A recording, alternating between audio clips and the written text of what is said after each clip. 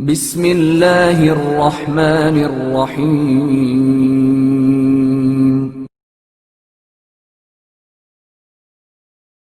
دو بھائیوں کے کردار میں فرق۔ سلطان محمود غزنوی نے خطیبوں کو خط لکھا کہ وہ جمعے اور عیدوں کے خطبے میں اس کے نام کے بعد اس کے بیٹوں محمد اور مسعود کا نام لیا کریں۔ امیر حسن میکان نے، جو کہ سلطان کا قریبی دوست تھا، ایک دن سلطان سے پوچھا، دنیا جانتی ہے کہ آپ کا بیٹا مسعود حکومت کی زیادہ لیاقت رکھتا ہے اور وہی آپ کا صحیح جانشین ثابت ہو سکتا ہے، اس کے باوجود آپ نے خطبے میں محمد کو مسعود پر مقدم کیوں رکھا؟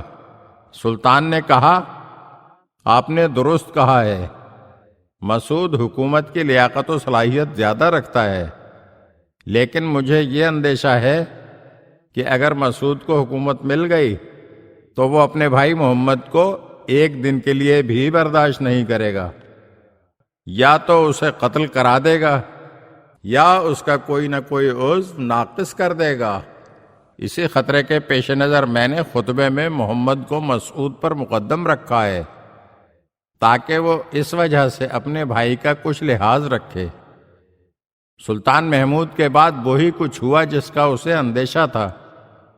بادشاہ کے بعد مسعود حکمران بنا تو اس نے اپنے بھائی محمد کی آنکھوں میں سلائی پھروا کر نابینا کر دیا اور ایک قلعے میں اسے قید کر دیا۔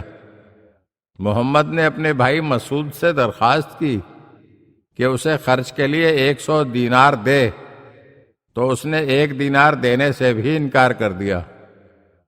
لیکن چند دنوں کے بعد حالات نے کروٹ بدلی، بغداد کا خلیفہ قتل ہو گیا اور پروانہ حکومت سلجوقیوں کو ملا، تو مسعود نے خراسان چھوڑ دیا اور غزنی واپس آ گیا۔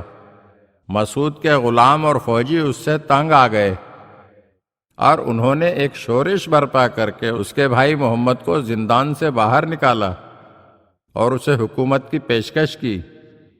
محمد نے پہلے تو معذرت کی، لیکن فوجیوں نے کہا اگر اس نے منصب حکومت قبول نہ کیا تو اسے قتل کر دیا جائے گا۔ مجبور ہو کر محمد کو حکومت قبول کرنا پڑی۔ سپاہیوں نے مسعود کو گرفتار کر کے محمد کے سامنے پیش کیا تو محمد نے بھائی سے کہا، تمہیں گھبرانے کی کوئی ضرورت نہیں ہے، تم جس قلعے کو اپنے لیے پسند کرو میں تمہیں وہ قلعہ دینے کے لیے آمادہ ہوں۔ مسعود نے ایک قلعے کا نام لیا تو محمد نے کہا، میں نے تمہیں اس قلعے کا حاکم بنا دیا ہے۔ پھر مسعود نے اس سے اخراجات کے لیے کچھ رقم طلب کی تو محمد نے 500 دینار عطا کیے۔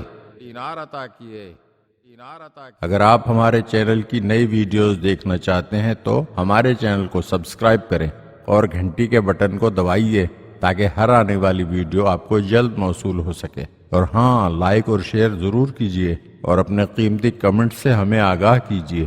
شکریہ۔